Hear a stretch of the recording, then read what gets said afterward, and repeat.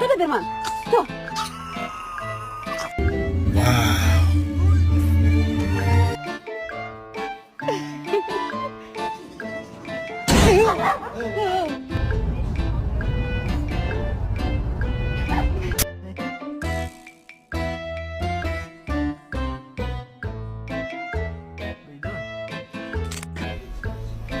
I'm just gonna scooch in right here if you don't mind.